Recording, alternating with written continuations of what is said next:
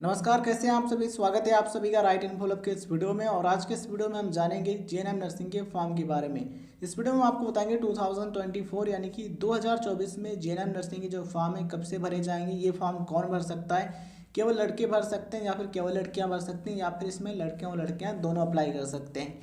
इसके अलावा ये जो एप्लीकेशन फॉर्म है गवर्नमेंट और प्राइवेट कॉलेजेस के, वो किस बेस पर भरे जाते हैं, मतलब कि उनमें एडमिशन का प्रोसेस क्या रहता है, क्या एंट्रेंस एग्जाम देना होता है या फिर मेरिट के आधार पर एडमिशन मिलता है, और उत्तर प्रदेश के जो गवर्नमेंट कॉलेज हैं वो फॉर्म कब से स्टार्ट होंगे, प्राइवेट कॉलेजेस के, और इनमें कौन अप्लाई कर सकता है, इसके बारे में जानकारी चाहते हैं तो वीडियो के एंड तक बने रहिए, पूरी जानकारी आपको मिलेगी। चलिए सबसे पहले हम बात करते हैं उत्तर प्रदेश के गवर्नमेंट कॉलेज के फॉर्म के बारे में, यानी कि उत्तर प्रदेश के जो राजकीय शिक्षण संस्थान हैं नर्सिंग के, उनमें एडमिशन का प्रोसेस क्या होता है, कौन फॉर्म जारी करता है। तो साथियों यहाँ पर आप देख पा रहे हो ये जो एप्लीकेशन फॉर्म है कार्यालय महानिदेशक प्रशिक्षण चिकित्सा स्वास्थ्य एवं परिवार कल्याण उत्तर प्रदेश लखनऊ, इनके द्वारा जो फॉर्म जारी किए जाते हैं, ठीक है, ये गवर्नमेंट कॉलेज के लिए होते हैं। और ये जो एप्लीकेशन फॉर्म है इसमें लड़के और लड़कियाँ दोनों अप्लाई कर सकते हैं, ठीक है।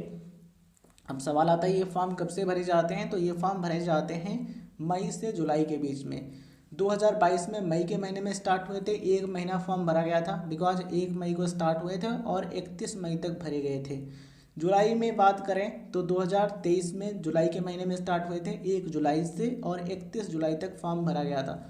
तो मई से जुलाई के बीच का जो टाइम है इसी में फॉर्म भरे जाते हैं ये गवर्नमेंट कॉलेज के। इसके लिए आपको क्या करना होगा, इनकी जो ऑफिशियल वेबसाइट है dgmhup.gov.in, ठीक है, इस वेबसाइट को आप विजिट कर सकते हैं। ये जो समय हमने आपको बताया मई से जुलाई, ठीक है, मई से जुलाई महीने के बीच में आपको चेक करना है, वहीं पर आपको फॉर्म के बारे में जानकारी मिल जाएगी। इसके अलावा यूट्यूब पर भी आपको इसके बारे में जानकारी समय समय पर मिलती रहेगी, ठीक है। तो ये जो गवर्नमेंट कॉलेज के फॉर्म होते हैं इसमें लड़के भी अप्लाई कर सकते हैं, लड़कियां भी अप्लाई कर सकते हैं। क्वालिफिकेशन क्या चाहिए, 10+2 यानी 12वीं आप पास होने चाहिए, या फिर आपने एएनएम नर्सिंग का कोर्स किया है और आप एक रजिस्टर्ड एएनएम हैं, देन आप कोर्स कर सकते हैं। मतलब कि या तो आपने 12वीं की हो अंग्रेजी विषय के साथ में, और स्पेशली ये जो एप्लीकेशन फॉर्म है यहाँ पर विज्ञान भी होना ज़रूरी है, मतलब कि 10th और 12th आपने साइंस स्ट्रीम में किया हो तभी आप इसमें अप्लाई कर सकते हैं। बिकॉज यहाँ पर क्लियर लिखा हुआ है माध्यमिक शिक्षा परिषद उत्तर प्रदेश से विज्ञान के साथ हाई स्कूल और इंटरमीडिएट परीक्षा या सरकार द्वारा उसके समकक्ष मान्यता प्राप्त कोई परीक्षा उत्तीर्ण होना चाहिए। अगर आपके पास 10th और 12th में आर्ट्स था, ठीक है, मतलब कि 11th एंड 12th आपने आर्ट्स स्ट्रीम में किया या फिर कॉमर्स में किया या फिर एग्रीकल्चर में किया है,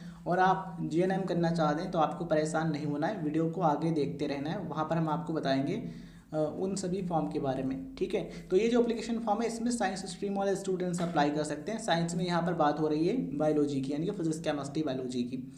यहाँ पर ध्यान रखना जरूरी है कि इंटर में यानी कि 12th में आपके इंग्लिश सब्जेक्ट में कम से कम 40% मार्क्स होने ज़रूरी है। और अगर हम बात करें कि मिनिमम कितने परसेंट मार्क्स होने ज़रूरी हैं इंटर में यानी कि 12th में, तो अगर आप एक ओबीसी कैटेगरी कैंडिडेट हैं या फिर जनरल कैटेगरी कैंडिडेट हैं यानी कि यूआर कैंडिडेट हैं, ठीक है, तो इस स्थिति में आपके कम से कम 45% मार्क्स होने ज़रूरी है, यानी कि 45% होने चाहिए। और अगर आप एक एससी या फिर एसटी कैटेगरी कैंडिडेट हैं देन कम से कम 40% मार्क्स आपके 12th में होने ज़रूरी हैं फॉर्म भरने के लिए। फॉर्म भरने की फ़ीस की बात करें तो जो सामान्य वर्ग के उम्मीदवार हैं यानी कि जो यूआर कैंडिडेट हैं, जनरल कैटेगरी कैंडिडेट हैं, उनके लिए 200 रुपये होती है। और अगर आप एक एससी या फिर एसटी या फिर ओबीसी कैटेगरी कैंडिडेट हैं देन आपके लिए फॉर्म भरने की फ़ीस 100 रुपये होती है। फॉर्म ऑनलाइन भरे जाते हैं, ठीक है।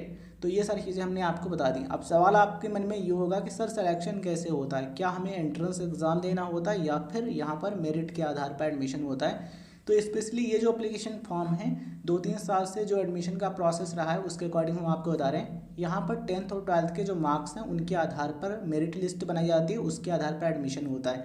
मतलब कि इसमें कोई एंट्रेंस एग्ज़ाम आपको नहीं देना होता है। 10th और 12th का जो परसेंटेज है उसका एवरेज निकाल करके उस आधार पर मेरिट लिस्ट बनती है, उस हिसाब से सिलेक्शन होता है, ठीक है। तो अगर आपके 10th और 12th में अच्छे नंबर है, अच्छा परसेंटेज है, देन आपका गवर्नमेंट कॉलेज में एडमिशन हो सकता है। एज आपकी कम से कम 17 वर्ष होनी चाहिए, कब तक, 31 दिसंबर तक। तो मिनिमम एज 17 ईयर्स, ठीक है। इसमें लड़के और लड़कियाँ यानी कि male and female both candidates apply कर सकते हैं।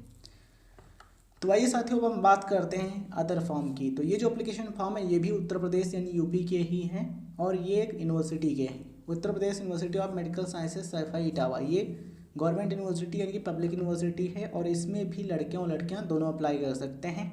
ये जो एप्लीकेशन फॉर्म है जून से जुलाई के महीने में जारी होते हैं, ठीक है। अगर जून में फॉर्म भरे जाते हैं तो एग्जामिनेशन जुलाई के महीने में कराया जाता है। और इसमें साइंस, आर्ट्स, कॉमर्स किसी भी स्ट्रीम का स्टूडेंट अप्लाई कर सकता है। बिकॉज यहाँ पर आप देख पा रहे हैं क्या लिखा हुआ है, GNM नर्सिंग का कोर्स है, 3 साल का है और इस यूनिवर्सिटी में GNM की 60 सीटें हैं, यानी कि 60 सीट्स हैं, ठीक है। 10+2 with English and must have obtained a minimum of 40% at the qualifying examination and English individually from any recognized board. देखिए यहाँ पर यह मेंशन है कि 10+2 यानी 12वीं की परीक्षा आपने अंग्रेजी विषय के साथ पास की हो, यानी कि 12th में आपके पास अंग्रेजी विषय था, स्ट्रीम कोई भी थी, साइंस, आर्ट्स, कॉमर्स कोई भी स्ट्रीम आपके पास थी, लेकिन 12th में अंग्रेजी था तो आप इसमें अप्लाई कर सकते हैं। और 12th में आपके कम से कम 40% मार्क्स होने ज़रूरी हैं। और अगर आपने किसी ओपन स्कूल से यानी प्राइवेट मोड में 12वीं की है, NIOS से या फिर स्टेट लेवल का ओपन स्कूल था, वो मान्यता प्राप्त यानी रिकॉग्नाइज्ड था, देन आप अप्लाई कर सकते हैं, ठीक है। और यहाँ पर ये ज़रूर लिखा है कि साइंस इज प्रेफरेबल, मतलब कि साइंस वाले जो स्टूडेंट्स हैं उनको प्राथमिकता दी जाएगी। इसका मतलब ये है कि सबसे पहले उनको एडमिशन दिया जाएगा, अगर सीटें रह जाती हैं तो अदर स्ट्रीम वाले जो स्टूडेंट्स हैं उनको भी एडमिशन दिया जाएगा। और अगर आपने NM नर्सिंग का कोर्स किया है तब भी आप इसमें अप्लाई कर सकते हैं। एज लिमिट है, मिनिमम एज लिमिट 17 ईयर्स, यानी कि कम से कम आपकी एज 17 वर्ष होनी चाहिए, ठीक है। कब तक? 31 दिसंबर तक। 2024 के फॉर्म है तो 31 दिसंबर 2024 इस डेट तक आपकी एज कम से कम 17 वर्ष होनी चाहिए।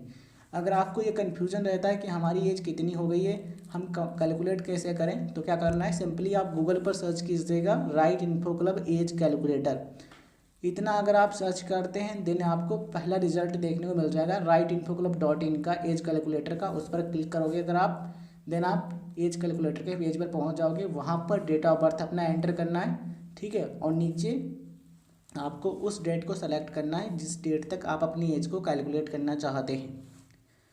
तो एग्जाम्पल के लिए अगर आप 31 दिसंबर 2024 इस डेट तक अगर आपकी एज 17 वर्ष हो रही है देन आप अप्लाई कर पाओगे। तो वहाँ पर क्या करना है, जहाँ पर लिखा है age at the date of, ठीक है, इस जगह पर आपको 31 दिसंबर 2024 सेलेक्ट करना है कैलेंडर से, ठीक है। और जहाँ डेट ऑफ बर्थ लिखा है वहाँ पर अपना जन्म तिथि यानी कि डेट ऑफ बर्थ जो है उसको सेलेक्ट करना है। फिर कैलकुलेट एज का जो ऑप्शन है उस पर क्लिक करोगे तो वहाँ पर एज दिखने लगेगी जितनी एज आपकी हो रही होगी, ठीक है। तो इस तरीके से आप अपनी एज चेक कर सकते हो। अब बात करते हैं साथियों एग्जामिनेशन की। तो ये जो एंट्रेंस एग्ज़ाम कराया जाता है इस यूनिवर्सिटी के द्वारा, इसमें लड़के भी अप्लाई कर सकते हैं, लड़कियां भी अप्लाई कर सकते हैं। ध्यान रखिएगा इसमें मेरिट के आधार पर एडमिशन होता है, लेकिन किसकी मेरिट के आधार पर? एंट्रेंस एग्ज़ाम की। ध्यान रखना ज़रूरी है, यहाँ पर 12th के मार्क्स के आधार पर एडमिशन नहीं होता है। यहाँ पर आपको एंट्रेंस एग्ज़ाम देना होता है, प्रवेश परीक्षा देनी होती है और प्रवेश परीक्षा में आपका जैसा स्कोर रहता है, जैसे मार्क्स आपके रहते हैं उस हिसाब से एडमिशन मिलता है, ठीक है। और ये जो एडमिशन के लिए एंट्रेंस एग्ज़ाम होता है ये कंप्यूटर बेस्ड होता है, मतलब कि कंप्यूटर पर आपको एग्ज़ाम देना होता है, ऑनलाइन होता है। साइंस वाले स्टूडेंट्स का पेपर अलग रहता है और जो आर्ट्स वाले स्टूडेंट्स हैं उनका पेपर अलग रहता है, ठीक है। यहाँ पर आप देख पा रहे हैं ये एग्ज़ाम पैटर्न भी मेंशन है। फिजिक्स, केमिस्ट्री, बायोलॉजी या फिर मैथमेटिक्स से क्वेश्चंस पूछे जाते हैं। अगर आप एक साइंस स्ट्रीम के स्टूडेंट हैं, अगर आप फिजिक्स, केमिस्ट्री, बायोलॉजी वाले हैं तो आपको फिजिक्स, केमिस्ट्री, बायोलॉजी, ठीक है, इन 3 विषयों का जो पेपर है वो देखने को मिलेगा, ठीक है। फिजिक्स, केमिस्ट्री, बायोलॉजी से क्वेश्चंस मिलेंगे। फिजिक्स से होंगे 33 क्वेश्चन, केमिस्ट्री से 33 और बायोलॉजी से 33 ना होकर के 34 होंगे, ठीक है। फिजिक्स से 33, केमिस्ट्री से 33 और बायोलॉजी से 34 होंगे। टोटल आपके 100 नंबर का जो पेपर है हो जाएगा। और अगर आप एक फिजिक्स, केमिस्ट्री, मैथमेटिक्स यानी PCM वाले स्टूडेंट हैं देन आपको फिजिक्स से 33 और केमिस्ट्री से 33 और मैथ से यानी कि गणित से आपको 34 क्वेश्चन देखने को मिलेंगे, ठीक है। तो आपका भी जो पेपर है ये भी 100 नंबर का हो जाएगा। अब बात करते हैं अदर स्ट्रीम के स्टूडेंट्स की, यानी कि अगर आपने आर्ट्स या फिर कॉमर्स लिया था या फिर कोई अदर स्ट्रीम ली थी देन आपको ये पेपर देना होगा। किसका? सामान्य हिंदी का, सामान्य अंग्रेजी का और सामान्य अध्ययन का, यानी कि जनरल हिंदी, जनरल इंग्लिश और जनरल स्टडीज़ यानी कि GS। सामान्य हिंदी से 20 क्वेश्चन होंगे, सामान्य अंग्रेजी से 20 क्वेश्चन और सामान्य अध्ययन यानी कि जनरल स्टडीज़ से 60 क्वेश्चन होंगे, ठीक है। तो टोटल 100 क्वेश्चन इसके भी होंगे। तो ध्यान रखिएगा जो PCM वाले स्टूडेंट्स हैं उनका केवल PCM सब्जेक्ट्स का पेपर देना है, जो बायोलॉजी वाले हैं उनको केवल बायोलॉजी का देना है, यानी कि फिजिक्स केमिस्ट्री बायोलॉजी का देना है, और जो आर्ट्स वाले हैं, कॉमर्स वाले हैं या फिर अदर स्ट्रीम के स्टूडेंट्स हैं उनको इन 3 सब्जेक्ट्स का पेपर देना है। अब बात करते हैं उत्तर प्रदेश के प्राइवेट कॉलेजेस की। तो अगर आप उत्तर प्रदेश के जो प्राइवेट कॉलेज हैं उनसे कोर्स करना चाहते हैं जीएनएम नर्सिंग का, तो क्या करना होगा, उन कॉलेजों से आपको कांटेक्ट करना। उन कॉलेजेस में आप जाइए, पता करिए कि उनका जो एडमिशन का प्रोसेस है कब से स्टार्ट हो रहा है। जानकारी के लिए आपको बता दें, जब गवर्नमेंट कॉलेजेस का फॉर्म स्टार्ट होता है लगभग इनका भी फॉर्म जो एडमिशन का प्रोसेस है स्टार्ट हो जाता है। तो मई से जुलाई, ठीक है, मई से आप मान के चलिए अगर आपको एडमिशन लेना है तो मई से आप प्राइवेट कॉलेजेस से कांटेक्ट करना शुरू कर दीजिए, ठीक है। और देख लीजिए वो जो कॉलेज है वो इंडियन नर्सिंग काउंसिल और स्टेट नर्सिंग काउंसिल, ठीक है, उनसे मान्यता प्राप्त है या फिर नहीं, यानी कि स्टेट नर्सिंग काउंसिल और इंडियन नर्सिंग काउंसिल दोनों से मान्यता प्राप्त होना चाहिए। आप एडमिशन ले सकते हैं, कोई भी दिक्कत नहीं होगी। फीस पता कर लीजिएगा, कॉलेज कैसा है, पढ़ाई कैसी होती है, प्लेसमेंट का कैसा क्या है हिसाब किताब है, ये सारी चीज़ें आप देख सकते हैं और उसके बाद एडमिशन आप ले सकते हैं। प्राइवेट कॉलेज एडमिशन कैसे लेते हैं, तो कुछ प्राइवेट कॉलेजेस आपसे एंट्रेंस एग्जाम ले सकते हैं, यानी कि एंट्रेंस टेस्ट ले सकते हैं, उसके आधार पर एडमिशन ले सकते हैं। कुछ कॉलेजेस आपको डायरेक्ट एडमिशन भी दे सकते हैं। कुछ कॉलेजेस प्राइवेट की बात कर रहे हैं यहाँ पर, तो वो जो है मेरिट के आधार पर भी एडमिशन दे सकते हैं। डिपेंड करेगा उन प्राइवेट कॉलेजेस पर या फिर प्राइवेट जो यूनिवर्सिटीज़ हैं उन पर, ठीक है। तो प्राइवेट कॉलेजों के लिए आपको उनसे कांटेक्ट करना होगा। अब सवाल आता है कि उनके लिए क्वालिफिकेशन क्या चाहिए, तो 12th विद इंग्लिश, ठीक है। 12th में अंग्रेजी सब्जेक्ट था, स्ट्रीम आपके पास कोई भी थी, साइंस आर्ट्स कॉमर्स आप अप्लाई कर सकते हैं। बट कुछ प्राइवेट कॉलेज ऐसे भी हो सकते हैं जो कि बायोलॉजी की डिमांड कर सकते हैं कि आपका 12th में बायोलॉजी होना चाहिए, फिजिक्स केमिस्ट्री बायोलॉजी, तभी हम एडमिशन देंगे। बट मैक्सिमम जो प्राइवेट कॉलेज हैं वो 12th विद इंग्लिश वाले स्टूडेंट्स को एडमिशन देते हैं। एज कम से कम 17 वर्ष होनी चाहिए, इस चीज़ का आप जरूर देखें। आप अधिक जानकारी चाहते हैं नीट 2024 के फॉर्म के बारे में, देन आप ये वीडियो देख सकते हैं। Right info club YouTube channel पर आइए और यहाँ पर वीडियोज़ के सेक्शन पर जाइए और ये देख पा रहे हैं, ये रहा वीडियो नीट का। इसमें हमने पूरी जानकारी दी है 2024 के फॉर्म के बारे में, तो देख सकते हैं पूरी जानकारी आपको मिल जाएगी। तो इस वीडियो को यहाँ पैरेंट करते हैं, मिलते हैं किसी नए वीडियो में। लेटेस्ट अपडेट के लिए आप चैनल को सब्सक्राइब करके नोटिफिकेशन बेल ऑन रखिएगा। और ये जो एज कैलकुलेटर है इसका जो लिंक है डिस्क्रिप्शन में भी मिल जाएगा वीडियो के, और सिंपली आप गूगल पर सर्च करके भी इस पेज तक आ सकते हैं और एज को कैलकुलेट कर